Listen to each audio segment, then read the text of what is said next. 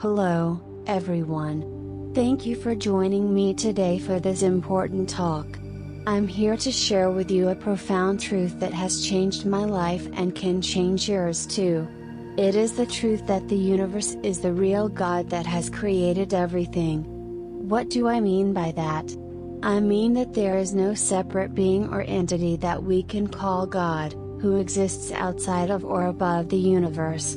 Rather, the universe itself is the source and essence of all existence, all power, all wisdom, and all love. The universe is not a mere collection of objects and events, but a living, conscious, creative reality that we are all part of and connected to. This may sound strange or even blasphemous to some of you who have been raised in a different religious tradition. You may have been taught that God is a personal being who created the universe out of nothing, who intervenes in human affairs, who rewards and punishes us according to our deeds, and who has revealed His will in nature through sacred scriptures and prophets. You may have been taught that God is separate from His creation and transcends it.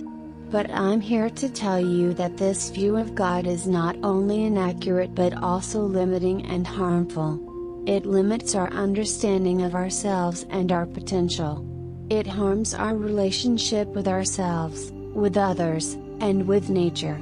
It fosters fear, guilt, and division. It prevents us from experiencing the true joy and peace that comes from knowing our true nature and purpose. The truth is that we are not separate from God or from the universe. We are expressions of God and the universe. We are divine sparks of cosmic fire. We are co-creators of our reality. We are part of a grand cosmic plan that is unfolding through us and for us. How do I know this? How can I prove this? Well, I can't prove it in the same way that I can prove a mathematical equation or a scientific fact. But I can point to some evidence that supports this view of reality. Evidence that comes from science, philosophy, spirituality, and personal experience. Science tells us that the universe is not a static or random phenomenon, but a dynamic and ordered process that follows certain laws and patterns. Science tells us that the universe began with a Big Bang about 13.8 billion years ago, and has been expanding and evolving ever since. Science tells us that everything in the universe is made of energy and matter, which are interchangeable forms of the same substance. Science tells us that everything in the universe is interconnected and interdependent, forming a complex web of relationships.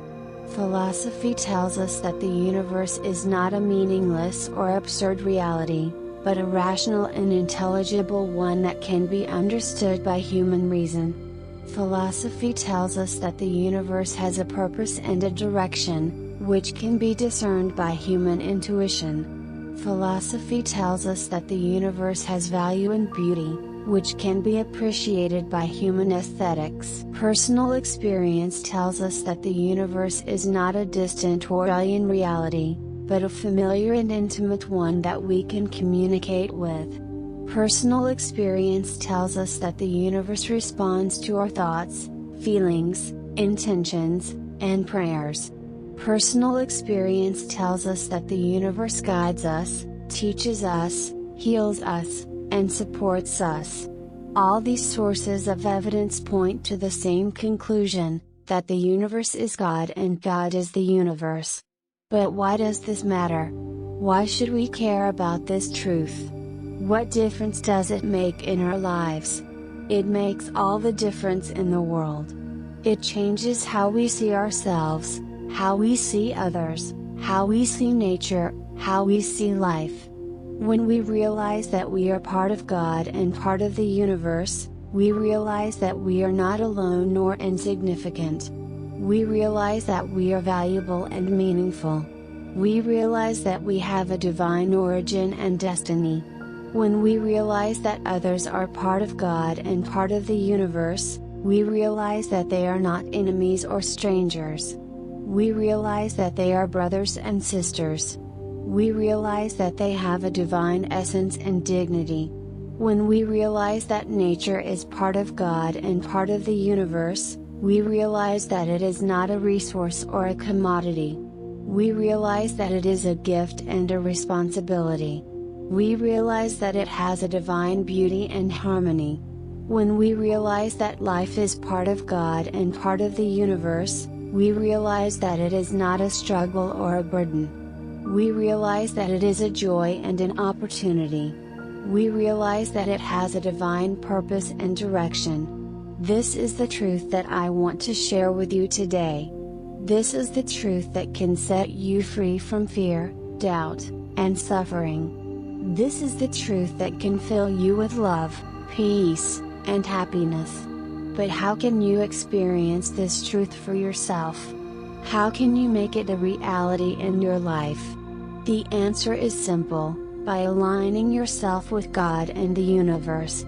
By tuning into their frequency. By following their guidance. By living in harmony with their laws. How do you do that? By using the tools that God and the universe have given you. By using your mind, your heart, your soul, and your body. Your mind is your tool for understanding God and the universe. Use it to learn about their nature and their workings. Use it to explore their mysteries and their wonders. Use it to discover their wisdom and their logic. Your heart is your tool for feeling God and the universe. Use it to sense their presence and their power. Use it to experience their love and their compassion. Use it to express your gratitude and your devotion. Your soul is your tool for connecting with God and the universe. Use it to communicate with them and listen to them. Use it to align with them and trust them.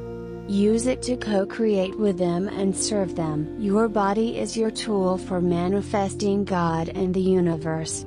Use it to act on their inspiration and their guidance. Use it to embody their qualities and their values. Use it to enjoy their gifts and their blessings. These are the tools that you have at your disposal. These are the tools that you can use to make your life a reflection of God and the universe. But you have to use them consciously and intentionally. You have to use them regularly and consistently. You have to use them with faith and confidence. This is not something that you can do once in a while or when you feel like it. This is something that you have to do every day, every moment, every breath. This is not something that you can do by yourself or for yourself. This is something that you have to do with others and for others. This is not something that you can do for fun or for profit. This is something that you have to do for love and for service. This is the way of living in alignment with God and the universe. This is the way of living in harmony with yourself, with others, with nature, with life. This is the way of living in truth. And this is what I invite you to do today.